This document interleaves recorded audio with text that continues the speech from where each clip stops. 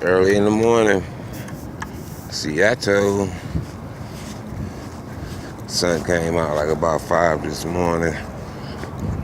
But what trips me out is how these nonprofits, quote unquote, use other people to keep other people down.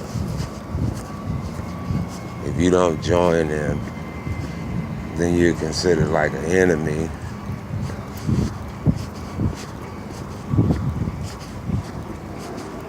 And they're doing, so much good work that the number of people you see living in vehicles is outrageous.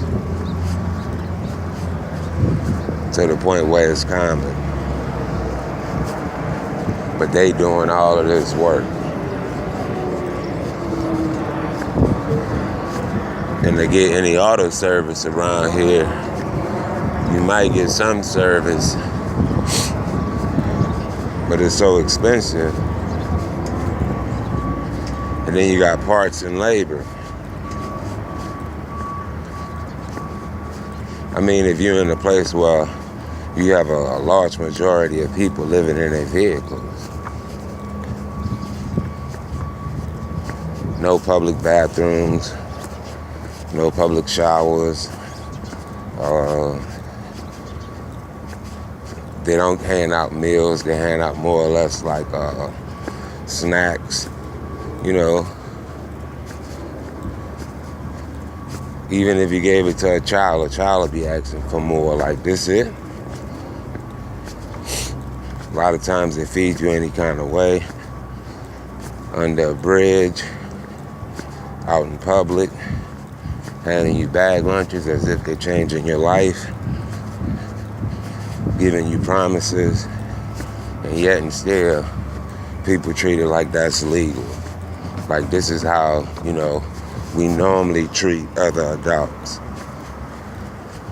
And I don't know about that. I wasn't raised up to where you treated a man like a child, regardless. I mean, calling him a boy or something like that, I would probably look at it like that's one thing. But to psychologically, physically, spiritually treat somebody as a boy consistently or less than is beyond a holocaust, or on the same level of, because it's another way of extermination. For what reason? I don't know. I mean, it could only be spiritual for me on that level, that, spiritually you feel okay to treat somebody the way you treat them, regardless of if they work for you or not. And if you work for some of them, your treatment is worse.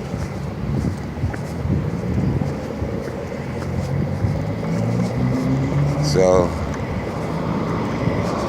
in the land of the free,